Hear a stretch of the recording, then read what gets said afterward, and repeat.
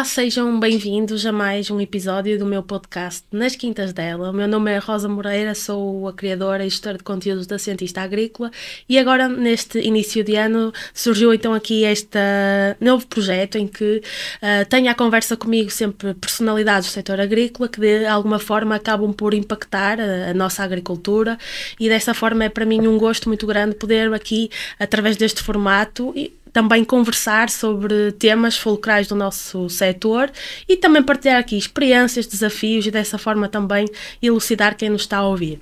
Hoje o meu convidado é o Pedro Miguel Santos. Eu vou usar aqui as minhas cábulas porque ele tem aqui uma história e um percurso interessante.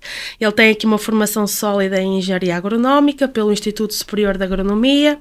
Desde cedo se destacou pelo seu trabalho e sua dedicação. Ao longo dos anos ele passou por várias áreas, desde a consultadoria à gestão, que é uma área tão importante, e teve um papel fundamental no desenvolvimento de projetos ligados à inovação e à sustentabilidade do setor agroalimentar.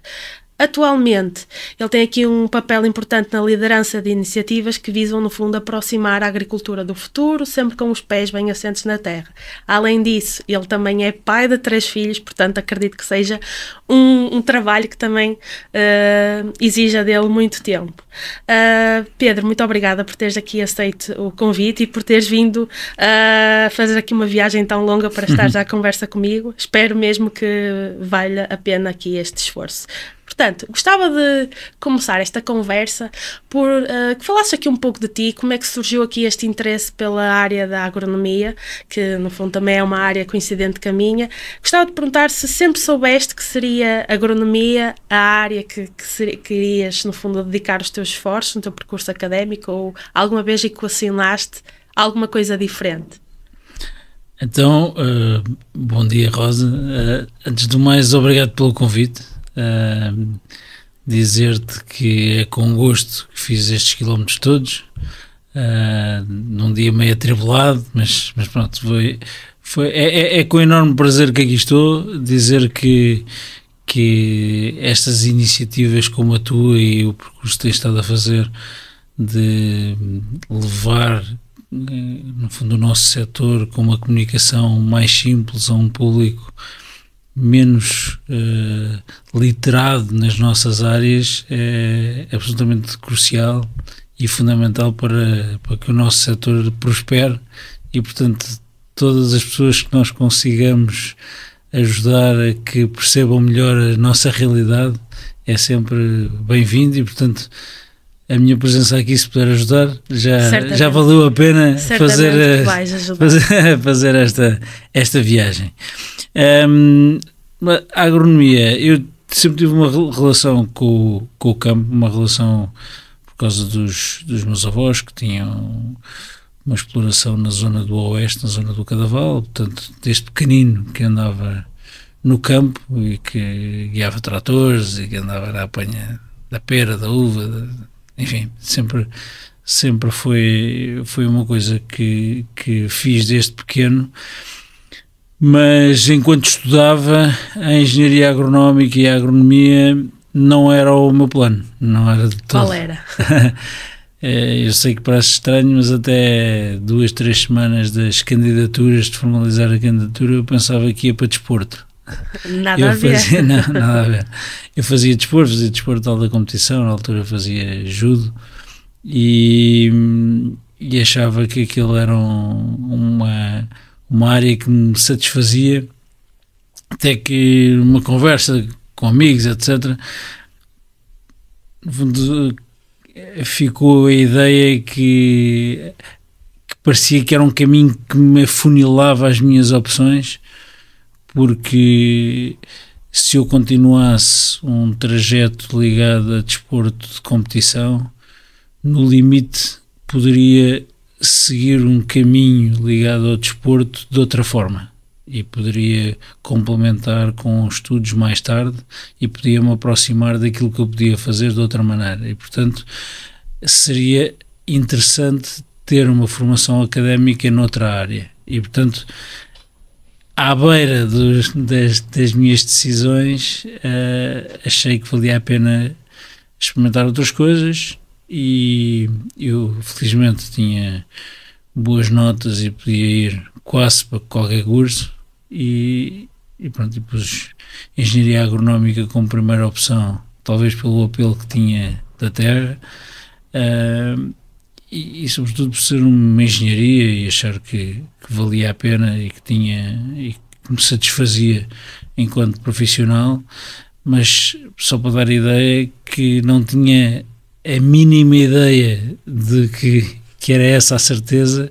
A minha segunda opção era engenharia eletrotécnica e computadores, só para perceber a confusão que estava na cabeça de um rapaz de 17 anos. Portanto, de facto não tinha assim uma grande ideia, mas felizmente que pus como primeira opção e que entrei e que atualmente é... E estudaste onde? Não, entrei no ISA. Entrei no ISA em 1992 e fiz o meu percurso, na altura licenciatura pré-Bolonha, portanto 5 anos. Tomávamos opções, eu fui para um ramo na altura de proteção das plantas, depois verdadeiramente nunca exerci nessa área da proteção das plantas, mas na área da proteção das plantas. E depois de já estar a começar a trabalhar, voltei ao ISA a tirar um mestrado de Economia e Sociologia Rural. Que é uma área que há pouca gente que fala dela atualmente e é uma área fulcral. Não, era uma área... É pena que hoje em dia esta especialidade não esteja tão trabalhada, inclusive no ISA, onde tínhamos uma excelente equipa docente, liderada na altura pelo professor Francisco Avilés e por um conjunto de docentes fantásticos. Eu não escolhi isso como opção na licenciatura e arrependi-me, porque percebi que era isso que mais me teria satisfeito enquanto opção, mas um bocadinho mais tarde, e portanto voltei para fazer o mestrado nessa área. Depois acabei por nem fazer a tese, portanto eu não digo que fui fazer o mestrado, mas infelizmente depois não consegui acabar a tese por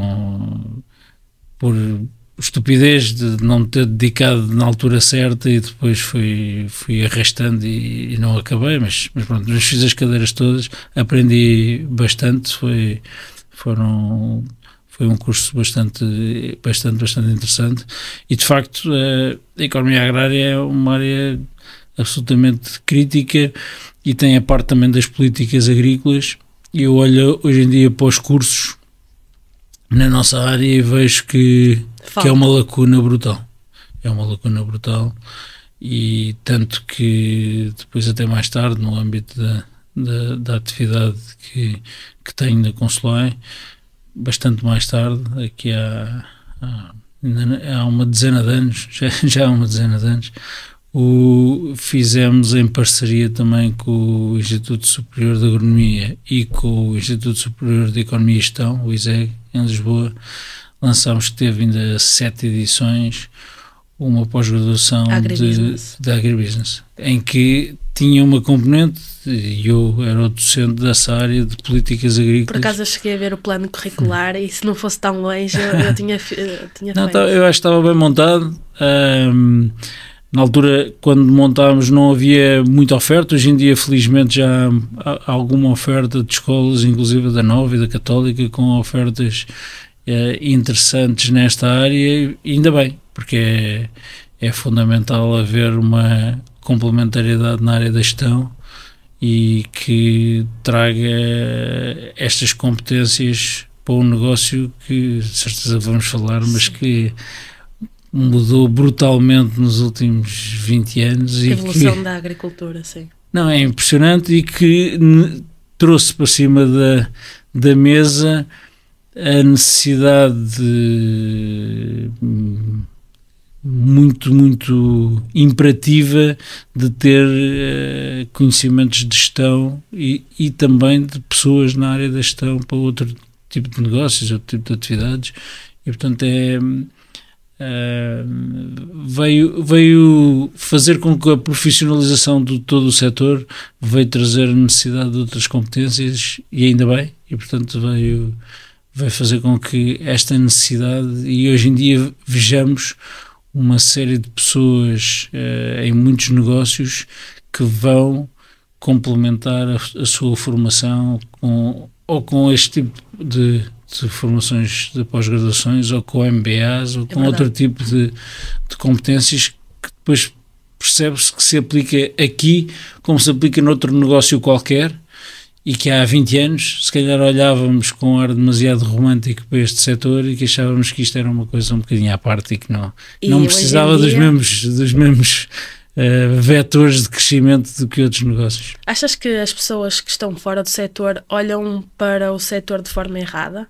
No sentido em que as pessoas, eu acho que, por exemplo, há uns anos atrás havia a ideia de que só ia para agricultor quem não tinha estudos ou que tinha, sei lá, não tinha boas notas para seguir uma área profissional, digamos assim, de um curso mais bem cotado, e hoje em dia verificamos que não é bem assim. Hoje em dia um agricultor ou qualquer técnico, ele precisa de ser um profissional multifacetado. Achas que as pessoas já olham para os profissionais do setor de outra forma, ou ainda esta ideia ainda está presente? Por acaso, eu não... Acho que a tua pergunta tem logo parte de um pressuposto logo errado, que é se as pessoas têm um olhar errado. Eu acho que as pessoas olham sempre bem, não é? Se têm uma percepção errada, é porque nós no setor ainda não conseguimos desconstruir alguma dessa percepção. Se calhar não comunicamos bem. Pronto, isso vem logo o tema que há 20 e tal anos que temos este problema, e ainda bem que pessoas como tu existem para tentar ajudar a mudar um bocadinho esta perspectiva.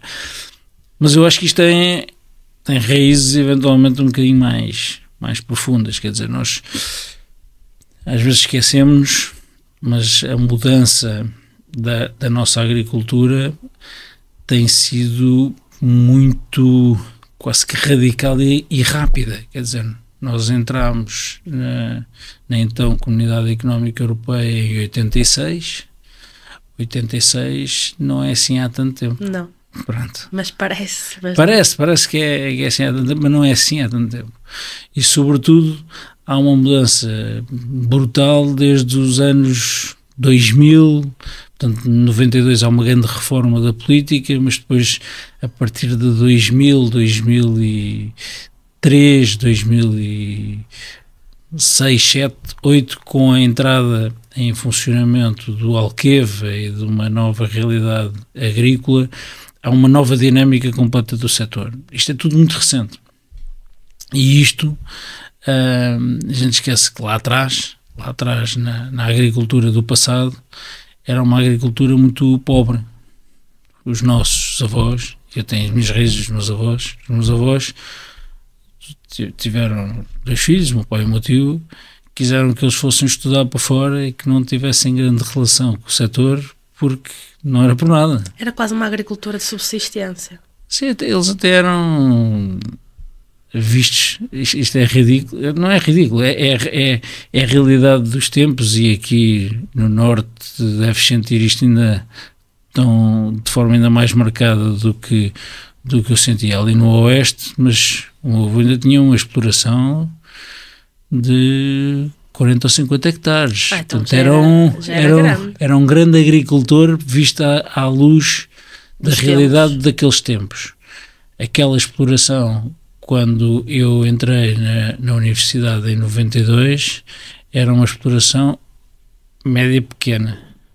Quando eu acabei a faculdade e quis olhar para a exploração, era uma exploração pequena e sem grande rentabilidade, descapitalizada, etc, etc. Portanto, aquela exploração hoje em dia precisa de tudo e de ser completamente reformulada, caso contrário não tem escala para fazer face àquilo que é a realidade do mercado.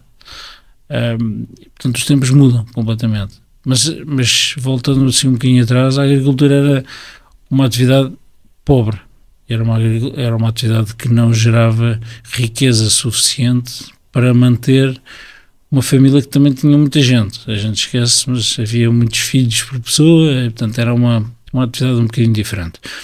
e houve uma necessidade das pessoas também saírem da agricultura. Nós olhamos para as estatísticas e é impressionante. Nós nos últimos 20, se olharmos para os últimos 20, 25 anos, nós diminuímos para menos de metade o trabalho agrícola na atividade. E se olharmos para as estatísticas dos últimos 35 anos, a população agrícola baixou para menos de um quarto.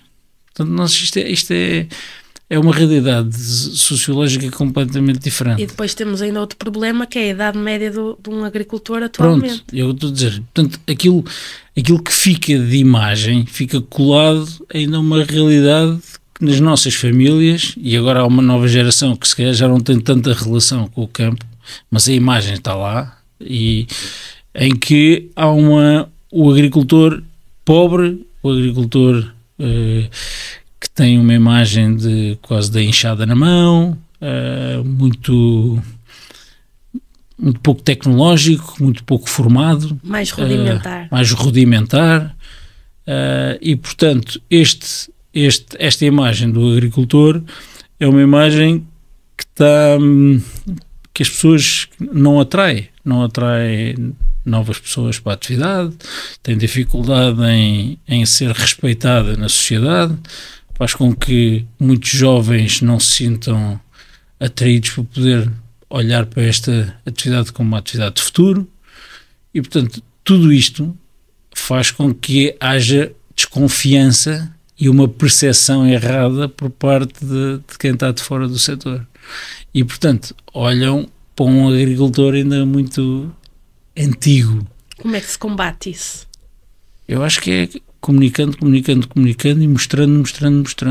Portanto, nós, hoje em dia, temos que olhar para mostrar que a agricultura mudou.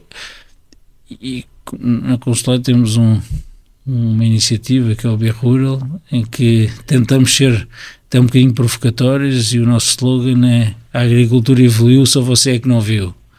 Que é para, boa frase. Para tentar mostrar um bocadinho que há muita coisa nova. É verdade que ainda existe aquela agricultura mais tradicional, em que muita gente ainda tem o saudosismo de achar que aquele tradicional é que é bom e que... É a famosa frase: no meu tempo é que era bom. Certo. E havia coisas boas, mas as pessoas esquecem-se, mas produzia pouco e as pessoas ganhavam pouco dinheiro, portanto, economicamente era muito pouco viável e muito difícil. Do ponto organolético, se calhar tinha muito sabor, e é verdade, porque se consumia logo quando se colhia, sobretudo isto, não havia tanta cadeia de distribuição. Hoje em dia as cadeias de distribuição são muito longas. Muito longas, e portanto a questão do sabor tem a ver muito com isto, mas depois em termos daquilo que era a segurança alimentar dos produtos, hoje em dia estamos a um nível que não tem nada a ver. Hoje em dia isto estou na Europa, em que estamos... Há um controle muito mais. Estamos a um nível absolutamente, em alguns casos até exagerado, mas a um nível impressionante de controle. E, portanto, desse ponto de vista, a evolução também é brutal, mas a atividade trouxe uma série de oportunidades, uma série de novos investidores, uma série de dimensão de economia de escala também, e faz com que hoje em dia, nesta zona, por exemplo, no leite, a redução dos produtores de leite foi brutal. Certo. Os que ficaram na atividade têm uma escala razoável, em que estão sempre no fio da navalha de rentabilidade, mas tiveram que fazer investimentos brutais. Mas têm explorações que comparam com o melhor que há na Europa. É verdade. E, portanto, é este tipo de agricultura que se faz em Portugal. Quando eu penso no olival, temos os melhores olivais e os melhores lagares do mundo, não é da Europa, é do mundo. Somos os segundos produtores com melhor produtividade no tomate indústria do mundo, a seguir à Califórnia. Somos dos melhores a produzir em horticultura em muitos produtos. Nos berries, nos pequenos frutos, não temos nada que nos compare em menor em que nos deixe em menor comparação com qualquer geografia do mundo. Não comparamos mal quase com nada, porque temos evoluído bastante. Temos, obviamente, setores que dificilmente vão ser competitivos a nível mundial. Quais?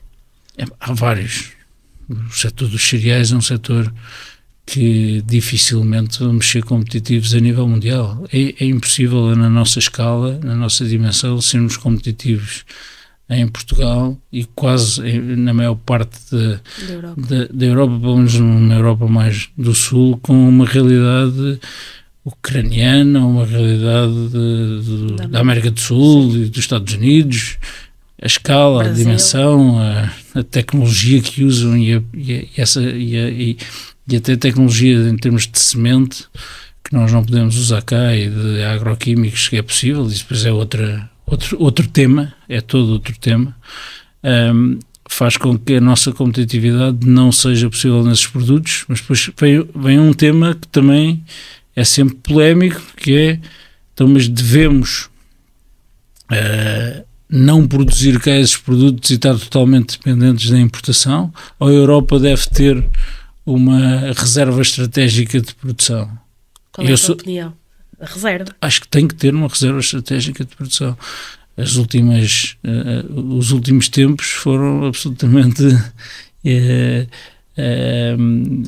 paradigmáticos nessa questão. Porque esta dependência também nos torna muito mais vulneráveis, não é? Portanto... Completamente.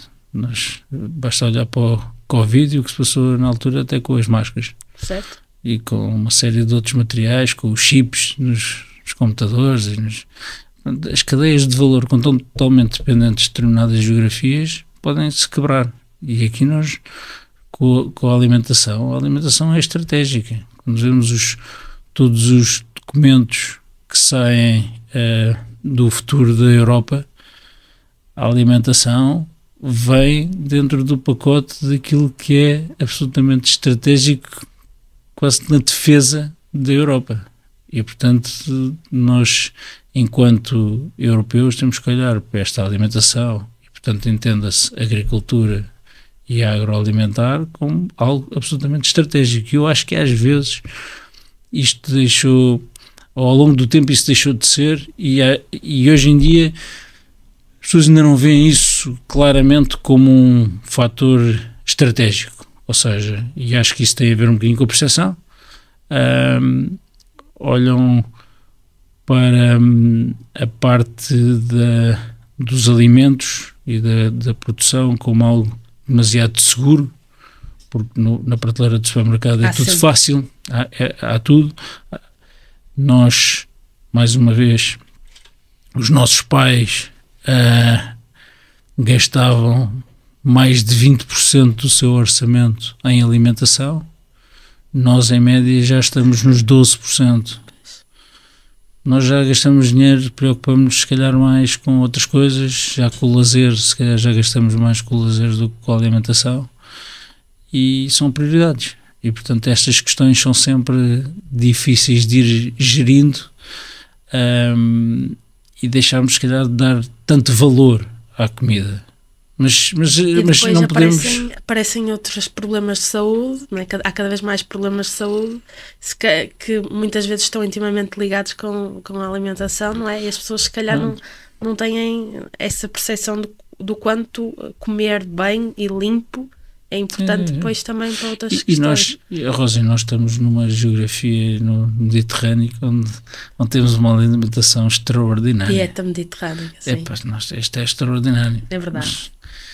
Ontem almocei um cozido à portuguesa, que é uma coisa extraordinária. É verdade. E é um luxo. É um luxo. E muitas vezes nós não damos valor a esse luxo. Se calhar só dá. Eu acho que damos.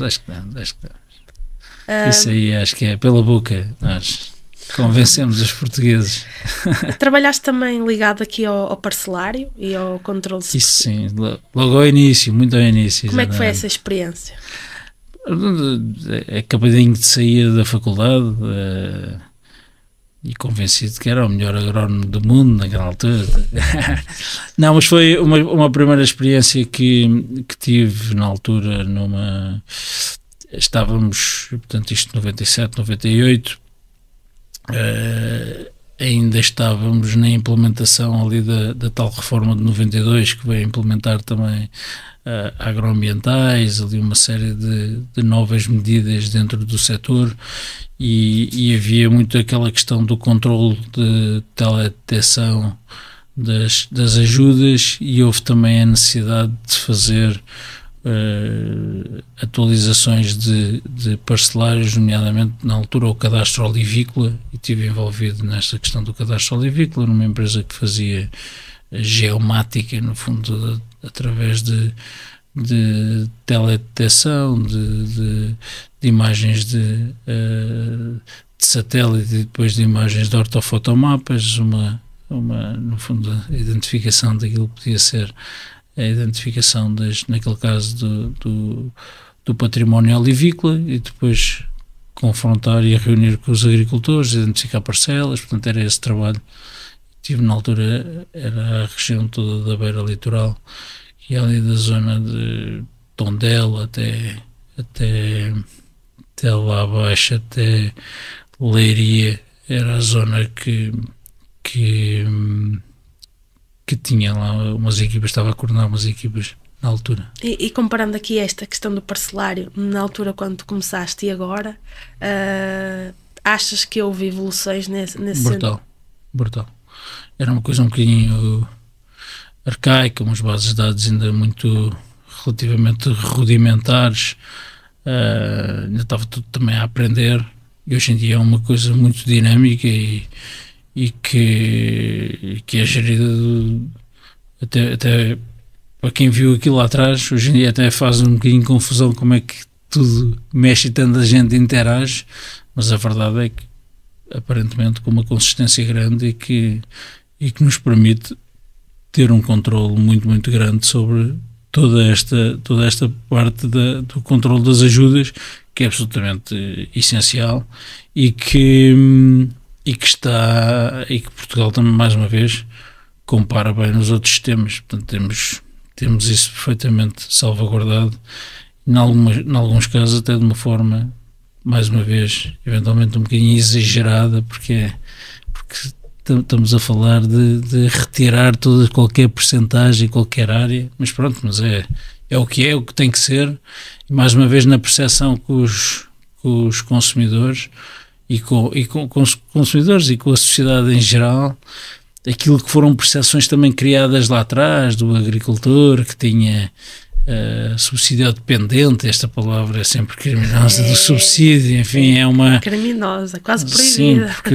Sim, porque ainda por cima tem uma raiz completamente deturpada, porque ela vem, no fundo, compensar uma perda, porque é o que nos permite ter alimentos baratos à mesa dos europeus. E no fundo o maior beneficiário destes subsídios é o próprio consumidor, porque claramente, se não houvesse esse apoio, os produtos ainda eram muito mais caros, não é? Mas é muito difícil, porque como quem não recebe não é o consumidor, é difícil haver esta percepção, mas a verdade é que eles existem exatamente para chegar ao final da cadeia e ter estes produtos, ser possível produzir barato, porque senão era impossível.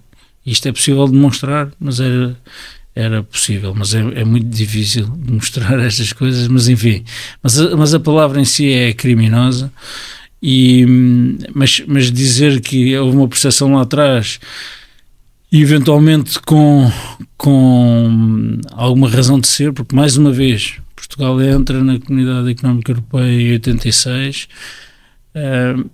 sem estar como qualquer país, quando entra num barco como a União Europeia atualmente, não tem as instituições totalmente preparadas, portanto estava também muito impreparado. Mesmo as pessoas dos organismos públicos não estavam preparadas para este nível de controle, não era a mesma coisa, e uma injeção de montantes completamente diferentes e com um volume completamente diferente do que havia no passado, veio mudar o jogo, e nessa mudança de jogo ninguém estava preparado, e portanto nesse sentido as coisas tiveram alguma desregulação, aquilo que é importante perceber é que hoje em dia é impossível, totalmente impossível qualquer agricultor poder ter aldrabices, ou poder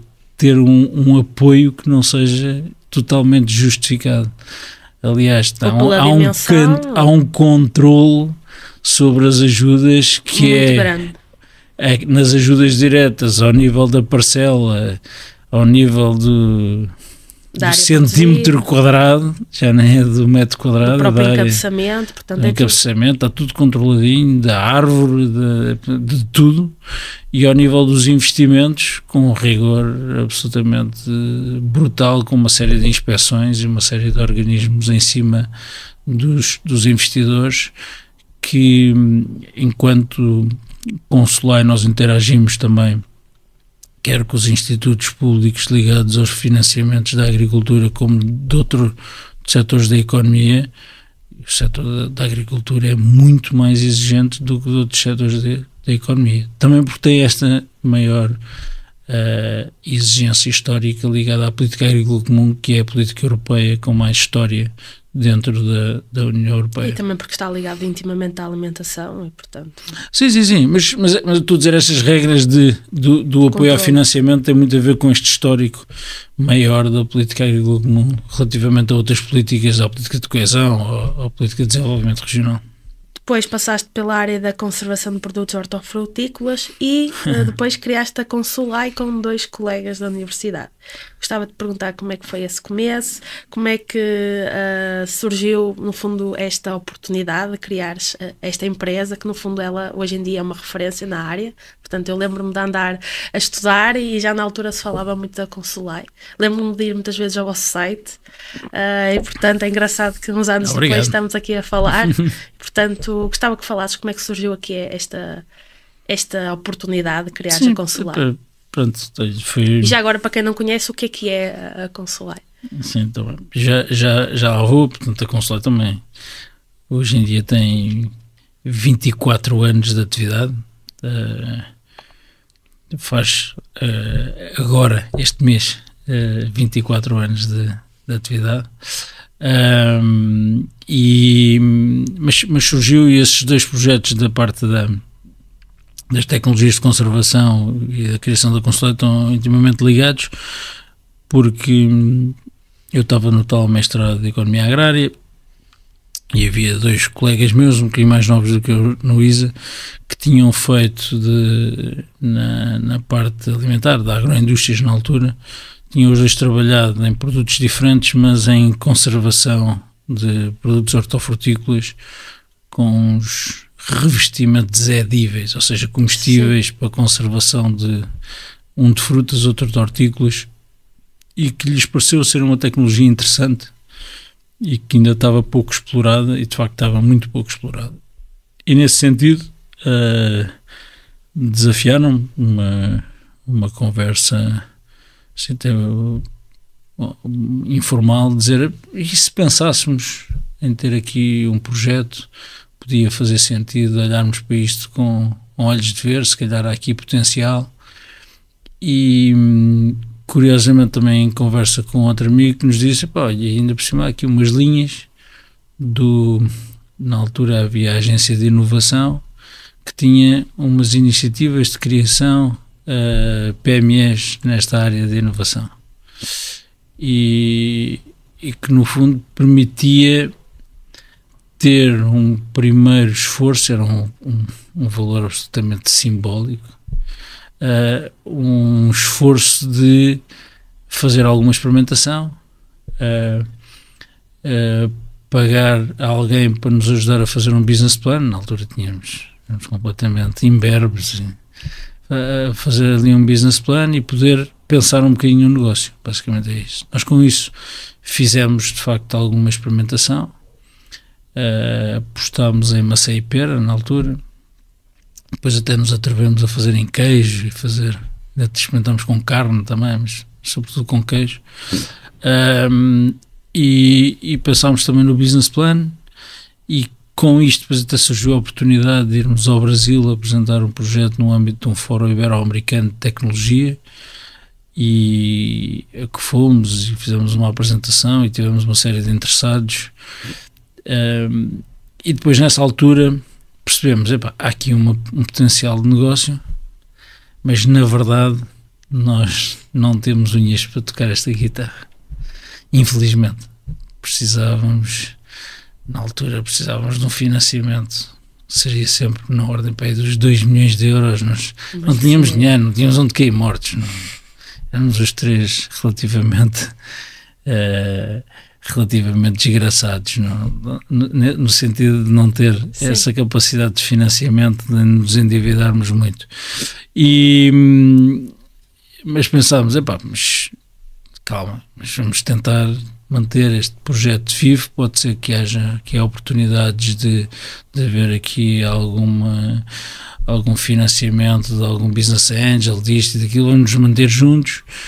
E ao mesmo tempo surgiu a oportunidade com outro colega nosso mais velho que nos desafiou: olha, tenho aqui uns projetos de investimento que preciso de ajuda, tinham contatado a mim, vocês conseguem fazer? Eu disse, sim, vamos embora. Nunca tínhamos feito projetos de investimento, confesso que nem sabia muito bem como é que se faziam os projetos de investimento, mas ele tinha uma equipa da parte económica.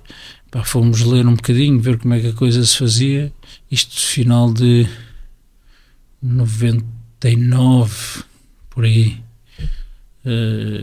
sim, final de 99, acho eu, e dizemos, ok, com isso mantemos-nos ali juntos, fazemos ali um final de ano absolutamente alucinante, tenho uma semana para aí 5 ou 6 diretas a trabalhar, porque estávamos a fazer outras coisas, claro. Depois também fazíamos isto, enfim, foi ali uma loucura, mas conseguimos entregar o que tínhamos que entregar. Depois mais tarde tivemos que refazer quase tudo, mas enfim, é o que é. Mas com isto ganhámos ali o hábito de trabalharmos juntos, de nos complementarmos, e com isto ficou ali o bichinho de fazermos algo. Fomos estudando, cada um estava assim para o seu lado, mas depois ali em 2001, no início de 2001, formaliza-se a empresa, porque nós continuamos a fazer a prestação de serviços a essa tal empresa parceira.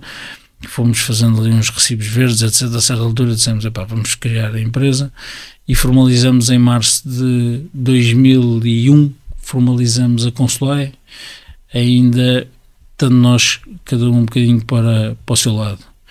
E a partir de 2003 é que começamos, os meus sócios, até começa mais o Pedro Falcato e o Rui Almeida a trabalhar a full a partir de 2003, eu junto-me a full em 2004, que é quando se junta também o Luís Mira, que é o quarto sócio, que se junta a nós em 2004, e que mantemos a estrutura desde aí, e é em final de 2004 que fazemos a primeira contratação, e depois a partir daí seguimos, e hoje em dia somos 46 pessoas. E se tivesses que resumir, no fundo, o que é a Consulai, sim, como é que resumirias? Pronto, e a Consulai já surge, já agora, só para dizer, surge nessa altura, ainda com o bichinho, mais uma vez, ainda da tecnologia, não é? Ali da questão da inovação, mas a prestar serviços nessa área dos projetos e da segurança alimentar, que era uma área que eles trabalhavam.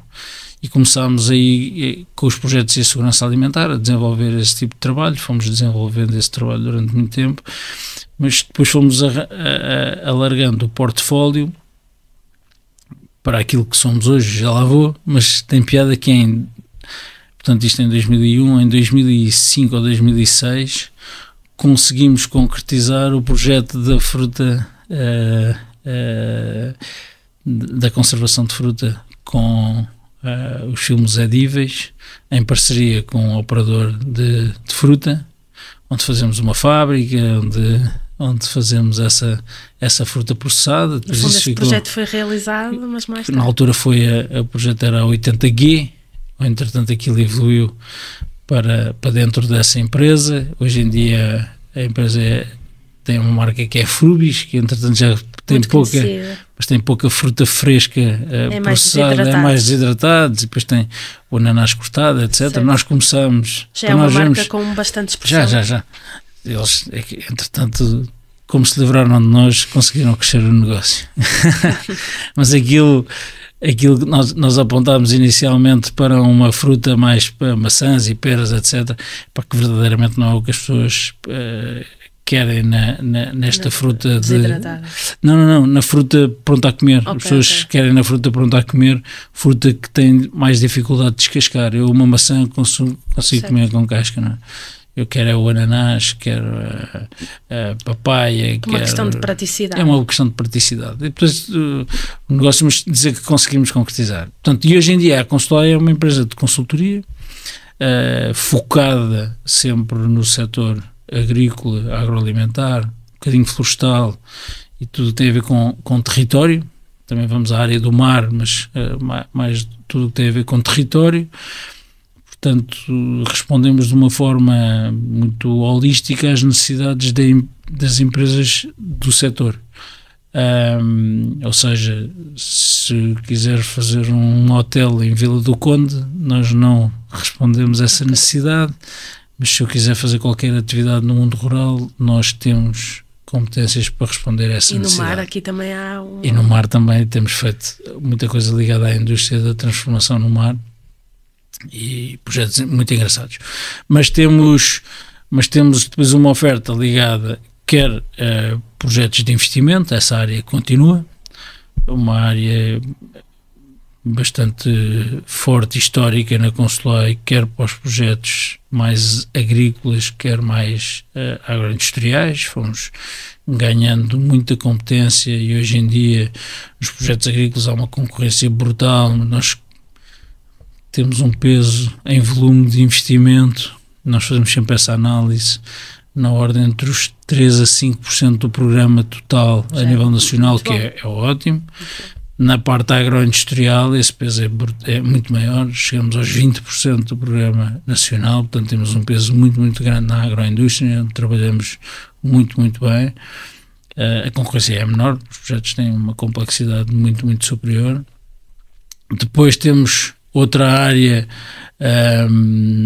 entretanto só dizer que a área da implementação da segurança alimentar, que foi absolutamente estratégica em todo o arranque da Consulai, na consolidação da Consulai, mais tarde que foi perdendo algum peso dentro da Consulai, não tanto em volume de negócios, mas em peso relativo com o crescimento de outras áreas, acabou por se autonomizar com a saída de duas colegas que estavam nessa área, que é hoje uma empresa autónoma, que é a Qualital, e que é uma empresa parceira da Consulai, mas que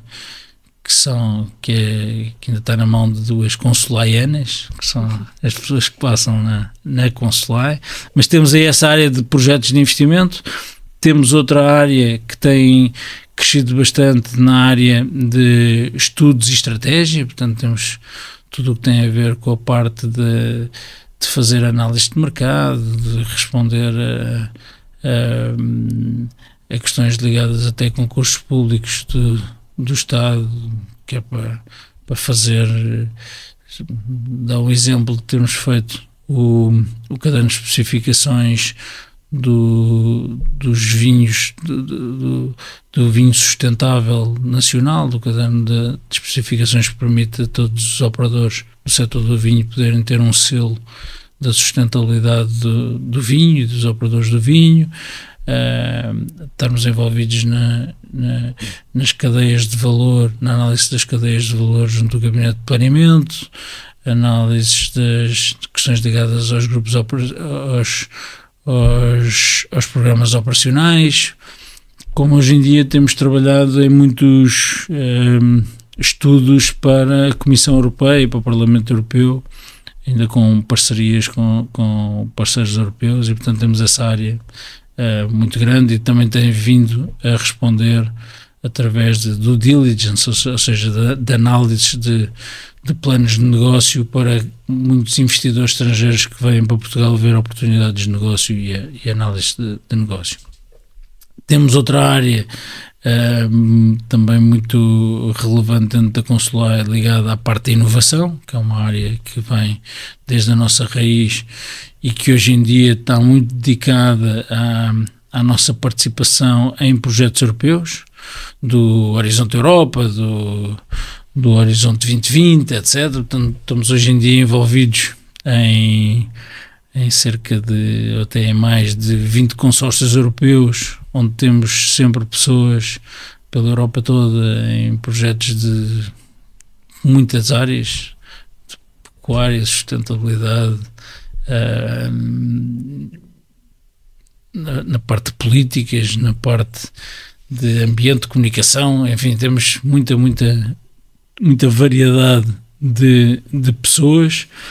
Temos uma área ligada ao marketing e à comunicação, onde temos feito também muitas coisas para além da tal iniciativa BeRural, que nasceu dentro desta área. Temos trabalhado em muitas atividades ligadas à comunicação do setor, quer seja na dinamização de eventos, seminários, elaboração de manuais, brochuras, etc., até estratégias de comunicação de produto ou de entidades. E outra área ligada também à parte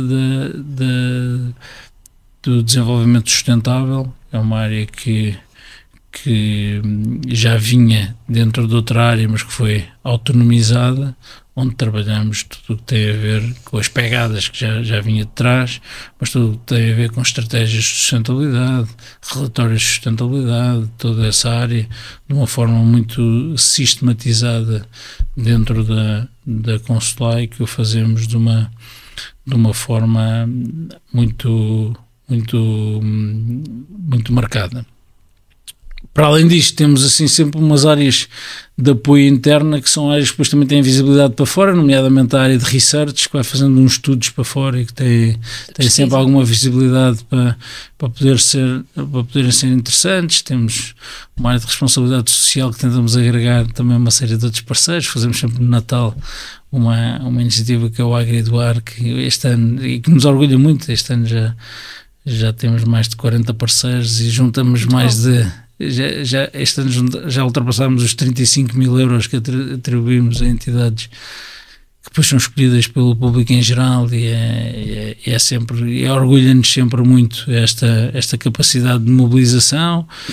E, enfim, portanto, temos hoje em dia uma estrutura com 46 pessoas. Temos o escritório em Lisboa, mas temos um escritório também em Beja e outro no Fundão. Falta aqui um para o Porto. Já foi muitas vezes pensado. Vamos ver. Ok. Falaste que a Consulai ela é composta por 46 colaboradores. Certamente que tem um corpo técnico agrícola já bastante considerável. Na tua opinião, e sendo que tu também já estiveste aqui na parte do ensino, quais é que são as características para um bom agrónomo? Agora vais ter os teus agrónomos todos a pensar se têm essas características. Não, porque atenção que isto é o agrónomo, e hoje em dia isso depois também é visto para o agricultor hoje, e a Marisa Costa, que acho que já passou aqui também. Já passou também. E a Marisa Costa escreveu agora um artigo muito interessante onde fala também nisso tudo, nas competências que hoje em dia o agricultor tem que ter e a diversidade de necessidades de competências que tem que ter. O agrónomo também é um bocadinho assim, tem que ter umas competências muito vastas, mas o agrónomo na Consulai tem desafios muito diferentes, e hoje em dia dentro da Consulai também é importante perceber que os agrónomos ainda são maioritários. Ainda no outro dia fizemos essa análise, acho que somos para aí 60%, mas sempre a reduzir. Temos competências de gestão, competências de comunicação, competências de marketing, portanto, há assim já uma diversidade muito grande de competências dentro da Consulai. E os agrónomos dependem um bocadinho das áreas que nós temos internamente. Nós hoje em dia temos agrónomos dentro da Consulai que estão com uma área mais técnica, e esses sim têm que dominar competências um pouco mais técnicas das culturas.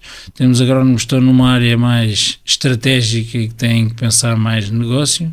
Temos agrónomos que estão numa área mais de comunicação, que têm que pensar marketing e comunicação, e temos agrónomos que estão a pensar atualmente se calhar só em projetos de investimento e meramente administrativo.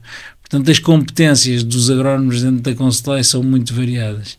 Agora, o que é que faz um bom agrónomo? Eu acho que um bom agrónomo, para além de uma boa componente técnica e vasta, e isto agora, o que eu vou dizer, alarga-se para qualquer bom técnico, tem que ter, para além dessa boa componente técnica, tem que ter uma forte componente de competências sociais que lhe permita ser capaz de comunicar e de interagir com os outros e ser capaz de passar a sua mensagem. Durante muito tempo, eventualmente, houve um foco exclusivamente em competências técnicas e esqueceu-se muito uma componente de outras skills, das soft skills, que são absolutamente essenciais hoje em dia no mercado de trabalho, onde o agrónomo pode fazer muita coisa, onde está sobretudo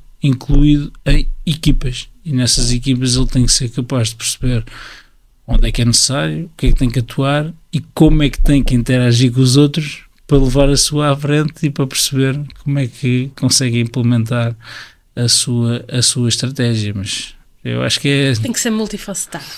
Não, isso é completamente multifacetado, mas isto é verdade para o agrónomo, como é verdade para o mecânico, como é verdade para o outro qualquer. E o agrónomo tem esta componente de, pela sua natureza de formação, já tem uma formação absolutamente multifacetada. Sim, a agronomia é uma área bastante ampla. Podemos ter 5... A nossa formação é brutal. Sim. Além das ciências da terra, tens do clima, tens de economia, tens disto, portanto já tens, nós levamos uma série de formações em que não somos logo absolutamente especializados. Nós podemos ter 5 agrónomos que acabaram o curso de agronomia e seguirem os 5 áreas totalmente diferentes. Completamente diferentes. Certo. E adaptam-se. Agora queria que falássemos aqui um pouco sobre a parte da gestão. Eu sei que tens aqui uma componente também bastante forte nesta área da gestão e gostava de perguntar se achas que esta componente de gestão do negócio agrícola é hoje um dos principais desafios do setor. Sim, há bocadinho já estávamos a falar um bocadinho sobre isso e eu acho que é crucial. Já agora também dar nota de um bocadinho do meu percurso pessoal. Portanto, a Constellai nasce em 2001, em 2004 eu vou para a Constellai, depois tudo ainda muito informal, éramos 3 pessoas, entra um primeiro recurso no final de 2004, que vai crescendo. Em 2008 devemos ser para aí umas 6, 7, 8 pessoas. Em 2009, 10 já somos para aí 10 pessoas, coisa assim, portanto aquilo a crescer, o volume de negócios também a evoluir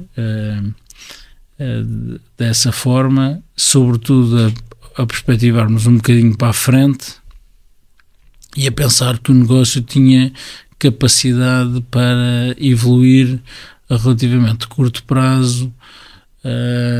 Nem todas as apostas depois correm bem, mas não interessa, mas a relativamente pouco a curto prazo para poder passar para uma estrutura de 20 pessoas e com a faturação de, na altura, para aí 1 milhão e tal, ou 3 milhões. E eu era o diretor-geral e sempre fui dessa altura e na altura eu lembro de estarmos a falar aos sócios e dizer assim, meus amigos, as minhas limitações de gestão são curtinhas, eu sei o que é que sou, sei as minhas limitações, eu estou a precisar aqui de algum input e preciso de olhar aí para a formação mais à séria porque eu preciso aqui de um refresh. E em boa hora o fiz, fui fazer na altura a Nova um curso que até era relativamente curto, mas muito interessante, o curso geral de gestão na altura, e onde, não aprofundando muito determinadas competências, permitiu-me ter uma noção muito mais aprofundada de um conjunto de cadeiras, quer na parte financeira, quer na parte de recursos humanos, quer na parte do marketing, quer na parte da estratégia, quer na parte da económica. Enfim, houve assim uma série de variáveis interessantes que foram trabalhadas e pensadas que me fortaleceram muito e, portanto, como fortaleceram a mim, fortalecem qualquer um. E, portanto, eu acho que estas competências de gestão são absolutamente cruciais. Felizmente estamos num país onde estas escolas de gestão foram ganhando uma preponderância grande e temos escolas de referência a nível europeu e mundial, e portanto há aqui uma oferta brutal, e acho que quem se quer pôr neste negócio e assumir outro tipo de responsabilidades, eu não diria deve, eu diria tem que ir buscar mais competências de gestão, porque o nosso negócio é exatamente como outro qualquer, precisa destas competências totalmente e sobretudo a maior parte do nosso negócio está necessariamente ligada ou com uma forte componente de relação e de gestão de recursos humanos. Muitos são negócios altamente intensivos em mão de obra, ainda são altamente intensivos de mão de obra, ou têm depois outra componente muito grande de integração de cadeias de valor, onde há uma componente de negociação, que era outra área que também a formação também foi interessante, de negociação, onde é preciso perceber muito bem a cadeia de valor, como é que interage, como é que não interage, e portanto há aqui questões absolutamente críticas, independentemente de eu ser o pequenino agricultor que estou integrado numa organização de produtores ou não e quero pensar um modelo de negócio e questionar um modelo de negócio. Eu acho que isso é sempre muito importante, nem que seja depois até para a sucessão, que é uma coisa muito relevante e muito pouco pensada no nosso setor. É verdade, e acaba por ser um problema atual, porque muitas vezes os agricultores eles acabam por não ter a sucessão para... Sim, absolutamente crucial. Agora gostava de falarmos, há pouco nós falámos da questão da competitividade e falámos da segurança alimentar e falavas aí de uma série de culturas que têm bastante expressão em Portugal, desde o olival, do tomate. Eu gostava de perguntar, relativamente aqui a esta componente forte que nós temos de produção, e sabemos que Portugal tem um enorme potencial para a exportação, o que é que nós precisamos de fazer para aumentarmos mais a nossa presença em outros mercados? Para já, este tema da exportação é um tema que me deixa sempre aqui um bocadinho incomodado. Então. Incomodado porque de facto o potencial é impressionante e nós vemos isso. É um setor que tem feito um trabalho exemplar, o setor das frutas e legumes, liderado pela entidade e da Portugal Fresh. Sim. Nós felizmente temos acompanhado muito de perto o trabalho que eles têm feito, e é a todos os níveis absolutamente meritório e exemplar, e já ultrapassaram os 2,5 mil milhões de exportação, e apesar de tudo o setor ainda tem um saldo da balança comercial ligeiramente deficitário, mas com uma mudança nos últimos 15 anos que é incrível, é uma coisa incrível, e isso passa por toda a fileira acreditar que é possível ir para fora, ter uma produção de uma qualidade muito boa e reconhecida lá para fora, mas ir de uma forma estruturada, apostar em mercados, saber trabalhar, saber apresentar, saber vender o nosso produto de uma forma apelativa e bem pensada, mas também organizar a produção. E, portanto, a parte da organização da produção está necessariamente ligada a isto. Portugal tem um nível de organização da produção muito, muito baixo. Nós temos um nível abaixo dos 25%, estamos à volta dos 22%, quando comparado com o nível europeu, que anda à volta dos 40%, é baixo, mas quando comparado para outros mercados, por exemplo, uma Bélgica ou uma Holanda, a Bélgica tem 95%, a Holanda tem 80% e tal por cento, percebemos que países que percebem que têm uma dimensão pequena, percebem que os agricultores têm que juntar para ganhar escala. E nós, parece que nos falta esta incapacidade de nos juntarmos mais à sério para ganharmos escala na negociação. Porque que achas que isso não acontece? Se nós temos tantas organizações em Portugal. Pronto, esse é um problema. Esse é um problema. Eventualmente temos organizações a mais. Nós olhamos para a dimensão média das organizações e elas são pequenas. Através também da própria Portugal Fresh e da FNOP, da Federação Nacional das Organizações de Produtores, ainda recentemente num projeto a Conselheia acompanhou também uma visita, até dinamizou essa visita à Bélgica, onde foram visitar uma organização de produtores que é a Bela Horta. Essa Bela Horta tem um volume de negócios superior a 500 milhões de euros.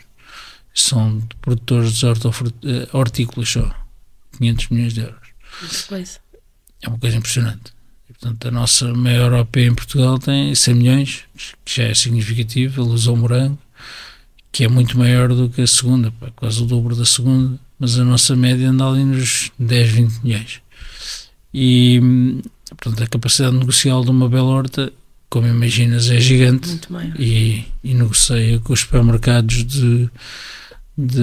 quase de igual para igual e consegue gerir, não vou dizer que o preço, mas uma série de outras condições e gerir um bocadinho a oferta e o produto e, portanto, consegue controlar outras variáveis que no final se repercute também no preço e naquilo que é capaz de passar de preço ao produtor. Mas pronto, o que eu estava a querer transmitir na questão da capacidade de exportação e o que, quando eu digo um bocadinho envergonhado, é porque Portugal tem um déficit histórico da balança agroalimentar, e agora estou a dizer da balança agroalimentar, que tem a parte agrícola e da parte alimentar, que também tem as agroindústrias,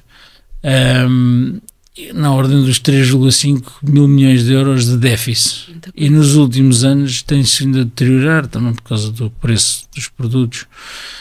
Está aqui um fator muito importante do índice de preços, mas que atingiu já ultrapassou os 5 mil milhões. Já está em 5,4, se não me engano, mil milhões de euros de déficit da balança agroalimentar. Isto eu vejo como uma grande oportunidade, porque é tudo o que à partida há consumo em Portugal para poder satisfazer, mas é um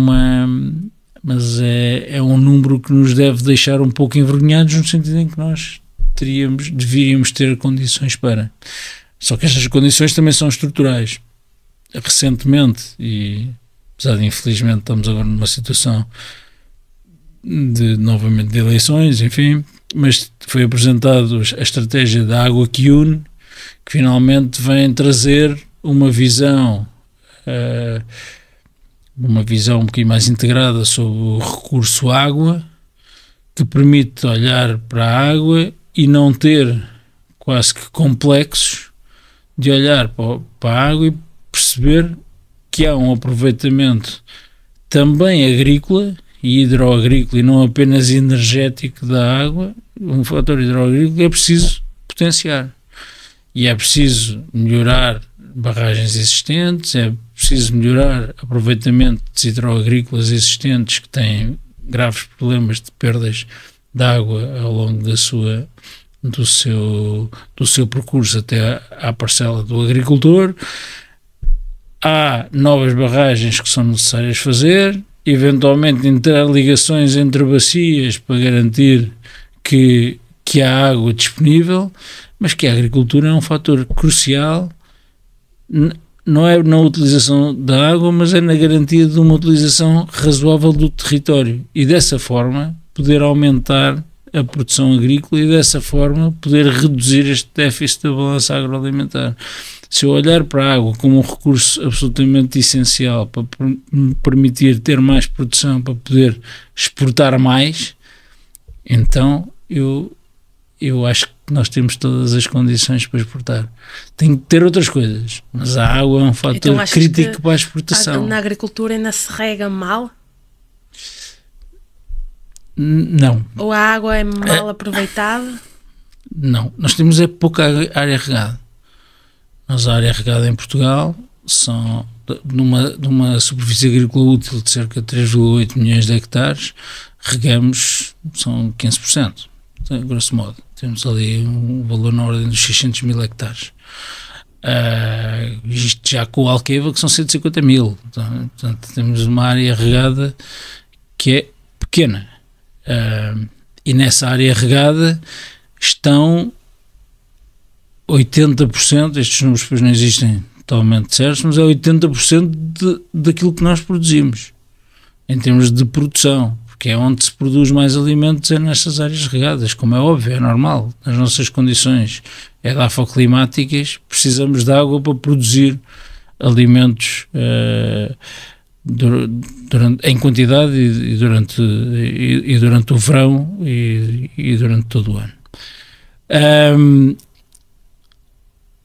Ao longo dizias se nós regamos mal, ao longo dos últimos anos é impressionante a melhoria da eficiência hídrica por parte do agricultor. Nós passámos, há 40 anos gastávamos qualquer coisa na ordem dos 15 mil metros cúbicos por hectare ano e gastamos agora menos de 4 mil metros cúbicos hectare ano. Muito mais eficiente. Brutal.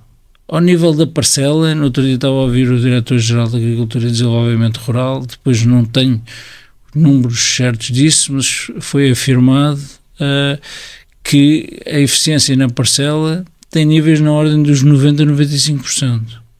No nível da parcela, nós e do agricultor que é regante, até porque isto lhe custa, por muito que ele possa não pagar o recurso, não está num aproveitamento hidroagrícola, mas se não paga o recurso, paga a energia para ter acesso ao recurso, é caro, ele sabe que é caro e sabe que tem que usar de forma parcimónia.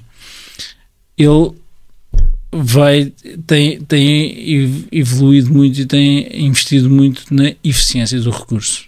Eu acho que na parcela ainda há muita coisa a fazer, obviamente há sempre, e nós vimos que até por uma questão de falta de água, a zona, por exemplo, de Odmira, os produtores de pequenos frutos, nos últimos 2 anos reduziram 50% a quantidade de água que gastam sem haver uma quebra tão significativa na produção. Baixaram 15% a 20%, mas reduziram 50% a água. É impressionante. A eficiência da água aumentou brutalmente. Mas houve este ganho de eficiência. Agora, aquilo que é a utilização da água por parte da agricultura na nossa geografia, que é exatamente idêntica àquilo que é a realidade em Espanha, em Itália, na Grécia, nos países do Mediterrâneo, que a agricultura representa cerca de 70% dos consumos totais da utilização total da água disponível, apesar de nós só usarmos 10% dos nossos recursos. Portanto, Portugal tem muita água, às vezes pensamos que não, mas Portugal tem muita água. Nós temos uma maior parte dos nossos aproveitamentos hidroagrícolas foram pensados, desenhados e construídos numa lógica de eficiência energética e não de eficiência hídrica, porque era o recurso mais caro, era a energia. E, portanto, eles têm perdas naturais muito grandes. Têm perdas naturais na ordem dos 30% ou 40%. É assim, para eu garantir que o último agricultor tem água, eu tenho que ter o sistema todo carregado de água. E para ele ter água ali, todo o resto da água é deitada fora. Isto acontece na maioria dos nossos aproveitamentos hidroagrícolas. E aqueles aproveitamentos hidroagrícolas estão pensados assim, eles não têm outra forma, vão ter aquelas perdas sempre, a não ser que se façam obras para alterar aquilo. E está estudado Eu não sou engenheiro hidráulico, mas está estudado e está pensado para poderem reduzir para perdas razoáveis, 10, 15%. E é possível fazer isso. É a DIA, que é um aproveitamento recente, como é a parte dos canais enterrados, etc., tem perdas ínfimas, na ordem dos 5%. Portanto, é possível ter sistemas absolutamente eficientes, e quando os tivermos, as perdas vão ser, a agricultura vai ser muito mais eficiente. A agricultura como um todo, porque depois temos dentro da agricultura todas estas perdas que não estão necessariamente, não são da parcela, não são do agricultor, mas são da agricultura, e às vezes confundimos os conceitos. Tem que ser um processo que tem que ser otimizado. Confundimos os conceitos, mas mais uma vez também no passado regava-se muito. Eu tive ainda a olhar para estes dados ontem, vou fazer uma apresentação amanhã de um bocadinho da evolução e dados do retrato da agricultura, uns dados que saíram em dezembro do ano passado pelo INE, da evolução do tipo de regadio nas várias culturas, e a evolução que tem havido entre aquilo que era a realidade em 89, 91 até agora em 2023, do tipo de rega, o que era por alagamento ou por gravidade, o que é depois por aspersão e o que é por localizada, a inversão é brutal. Portanto, nós temos agora sobretudo em culturas permanentes, então a localizada é 99% ou 98%. Nas culturas anuais, nas terras aráveis, já há mais de 50% com rega localizada, quando a rega localizada era inexistente há 10 anos. Portanto, a evolução também é fruto das exigências. Claro, as exigências, a tecnologia, tudo isto está a evoluir, e evoluir muito. E, portanto, isto permite-nos ter um grau de eficiência hoje em dia na utilização do recurso brutal. Mas isto para dizer que o recurso água é um recurso essencial se nós quisermos aumentar a nossa capacidade de produção e, dessa forma, de exportação. E, portanto, ainda nesse sentido, e eu tenho sempre aqui uma parte que é mitos e verdades, eu gostava que tu comentasses aqui um mito que tem a ver com a questão da tecnologia. Achas que a tecnologia é inimiga de uma produção sustentável ou não? Totalmente. É uma inverdade. É com um completo justificar mito. Assim muito brevemente? Não, é porque a tecnologia permite, hoje em dia nós com a tecnologia conseguimos ser muito mais sustentáveis. Nós hoje em dia temos uma utilização muito mais eficiente do recurso. Estávamos a falar da água, com a utilização de tecnologia permite-nos ter uma utilização muito mais eficiente do recurso. Nós hoje em dia temos eu faço isto muitas vezes, estou nestas conversas sobre a utilização da água e da tecnologia, e convido-te a fazeres também isto quando estiveres a falares com gente que não é do setor. Pergunta-lhes quanto é que eles gastam ou quanto é que eles pagam pela água em casa. Ninguém sabe. E o agricultor, todos sabem. A diferença é assim, é verdade que o agricultor gasta muito mais, não é incomparável, mas o agricultor sabe quanto é que gasta e quanto é que paga. E onde gasta? E onde gasta. A pessoa em casa não sabe quanto gasta, não sabe quanto paga. É verdade, depois a conta da água é ridiculamente baixa face ao que paga de eletricidade, e não sei o quê. De eletricidade preocupa-se porque paga muito e está sempre ali a tentar controlar. A água, como é pouquinho, não liga muito à conta da água. Ao agricultor a conta da água pesa, e é duro de pagar, e é um recurso importante, e a tecnologia permite-lhe controlar tudo. Tem contadores disto, tem contadores daquilo, tem as sondas de umidade, tem o software que lhe permite perceber onde é que está a regar e não está a regar. Regar quando precisa. E depois tem um conjunto de outras tecnologias, os drones, hoje em dia a condução assistida, a inteligência artificial, que tem um nível de utilização na agricultura que é brutal. Se nós virmos os investimentos e o nível de a intensidade do investimento de business angels e de capital de risco em inteligência artificial na agricultura em mercados como os Estados Unidos é impressionante. Percebem que aqui há um potencial brutal de aplicação desta tecnologia, é impressionante. E como muitas vezes se diz, há mais tecnologia num tomate do que num Ferrari, não é? É verdade. E as pessoas também não sabem disso. Aquilo que é o que leva à produção de um tomate e toda a genética que está por trás é impressionante, não é? E, portanto, claro, a tecnologia permite-nos ter ganhos de eficiência e com a eficiência nós temos outros ganhos de sustentabilidade que não é... Atenção que a eficiência por si não é só sustentabilidade, é um fator. Mas nós, se formos mais eficientes ponto de vista económico, vamos ser mais eficientes, ou vamos ter muito mais disponibilidade para ser eficientes do ponto de vista ambiental e social, isso não há a mínima dúvida, e os agricultores demonstram em N situações, isso está mais do que demonstrado, e portanto essa complementariedade está mais do que provada, eu diria. Agora, estamos quase a terminar, mas antes de terminarmos eu gostava de termos aqui uma parte que é do preferias. Portanto, eu vou-te dar duas opções e tu dizes qual é que preferias. Preferias gerir uma pequena quinta muito rentável ou uma grande exploração com muitos desafios? Isso para já dependia um bocadinho da fase da vida, não é? Nesta atual.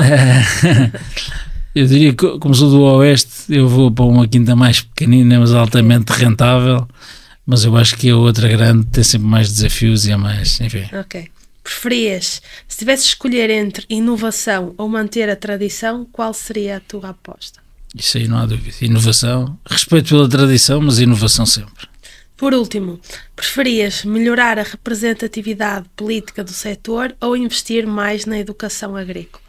Isso aí, educação, claramente. Se nós formos mais educados, vamos ter mais capacidade de reivindicação e, portanto, mais de representação. Mas a representação política é um problema brutal do setor. É verdade. Nós somos esquecidos, porque contamos pouco politicamente, elegemos muito poucos deputados, nós não estamos muito mal representados na Assembleia da República, porque estamos muito mal representados eleitoralmente dentro da forma hoje em dia como o território é representado. Como está distribuído também. Com esta distribuição, é uma distribuição que penaliza muito todo o mundo rural, todo o mundo menos povoado. E isto é uma questão problemática, porque acabamos por nos sentirmos sempre pouco protegidos politicamente face às nossas reivindicações, e muito destas percepções passa por sentirmos, quando estamos a ouvir um debate político, nós não nos revemos em muito do que é dito, porque sentimos que aqueles representantes não sentem o que nós sentimos, não conhecem a nossa realidade. Não conhecem a nossa realidade. Se calhar é por isso que muitos dos problemas estruturais do setor agrícola não são resolvidos, porque as pessoas também não fazem ideia que são necessários de ser resolvidos. E, portanto, nós devíamos exigir ou lutar por uma reestruturação do modelo da organização administrativa, ou pelo menos da lei eleitoral, que nos permitisse, no limite, ter uma segunda Câmara que permitisse poder ter ali mais equilíbrio, uma Câmara alta qualquer, uma coisa assim que desse um equilíbrio maior. Antes de terminar, eu não sei se gostas de ler, eu pessoalmente gosto muito, só que pronto, às vezes não tenho muito tempo. Exato, tempo. E tu com 3 filhos também acredito que o teu tempo não é, estando envolvido em tantas coisas profissionalmente, acredito que não seja fácil leres, mas há assim algum livro que tenhas lido ultimamente ou que tenhas lido ao longo da tua vida que te tenha marcado, queiras... Sim, eu li um livro e já aconselhei assim uma série de gente, li o livro para aí há 2 anos talvez. Li em português, mas eu vou dizer o nome em português e em inglês. Em português é A Ciência do Clima, em inglês é Unsettled, é de um autor que é o Stephen Conant, que é um tipo, ele é, eu acho que é biofísico, mas pronto, é um tipo ligado a este tema do clima. Ele foi assessor da administração Obama, portanto não é nada negacionista do clima, mas põe uma perspectiva da ciência e sobretudo da forma como é comunicada a ciência e alguma dramatização que é dada na comunicação desta questão do clima. Ele tem que ser lido, com olhos de ver. Sentido crítico. Sim, mas ele não é engraçado porque, não sendo nada negacionista, dá-nos uma visão muito interessante de como as coisas nos são dadas e transmitidas, e muitas vezes nós tomamos as coisas como verdade sem termos sem sermos críticos.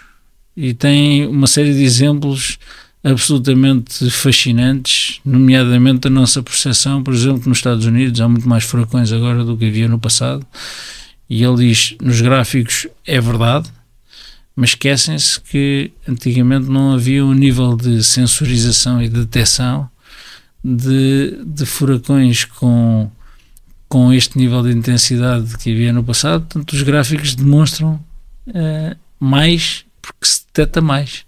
Certo. Antigamente não havia este nível de monitorização. É quase a mesma coisa, embora que não seja com os cancros. Hoje em dia também há muitos mais cancros, também se faz muito mais exames antigamente. E portanto estas percepções, ele pronto, e põe lá em causa uma série de questões que têm que ser dirimidas. Nem tudo, não concordo com tudo, mas foi um livro que gostei mesmo muito de ler e que recomendo sem qualquer dúvida nenhuma. Para terminar, se tu pudesses deixar uma mensagem para futuros profissionais do setor, que mensagem é que deixarias? Para já uma mensagem que é um setor que vale a pena. Venham, mas nós precisamos de pessoas qualificadas, que venham com ideias novas, mas que percebam, como eu escrevi há uns anos, que não basta um par de ténis. Ou seja, que este é um setor muito desafiante, pode dar muito e pode dar outras coisas para além de um conforto económico, etc. Pode dar outras coisas e outras regalias, mas as pessoas têm que vir preparadas para uma curva de aprendizagem, têm que vir preparadas para aprender para trazer ideias novas, mas saber que precisam de aprender ao longo do percurso, mas que fazem falta. Portanto, acho que há muita coisa para fazer e, portanto, que venham. Pedro, olha, muito obrigada por teres feito tantos quilómetros para falar comigo. Espero que não tenhas ficado arrependido, tenhas gostado desta conversa. Tenho a certeza que quem irá ouvir esta conversa irá gostar bastante, porque nós falamos aqui de temas que ainda não tinha tido a oportunidade de conversar, nomeadamente a questão da gestão, que é tão importante. Portanto, mais uma vez, muito obrigada. Obrigado pelo convite. Só aqui uma questão: quem te quiser seguir o teu trabalho, quem quiser entrar em contato com a Consolai, como é que faz? Nós temos o nosso site, www.consolai.com, e temos as nossas redes sociais. Eu só tenho a minha página de LinkedIn, hoje em dia não tenho mais rede social nenhuma, mas através da Consolai, que está presente em todas as redes, o contacto vem chegar facilmente e é lá divulgado tudo aquilo que nós fazemos e onde é que estamos e não estamos, o que é feito e o que não feito, e portanto tem lá todos os nossos contactos e acesso a toda a informação que nós vamos partilhando. Ok, muito obrigada mais uma vez. Quanto a mim, é tudo. Espero que tenham gostado deste episódio. Para mim foi muito interessante também falar aqui de outros aspectos mais técnicos de gestão que são cruciais para também o setor agrícola continuar a avançar. Já sabem, os episódios saem sempre à quinta-feira, sempre com convidados inspiradores do setor. Portanto, quanto a mim, é um gosto estar aqui a partilhar informação e trazer este formato mais diferente. E, portanto, vemo-nos num próximo episódio, sempre com a agricultura em primeiro lugar. Tchau!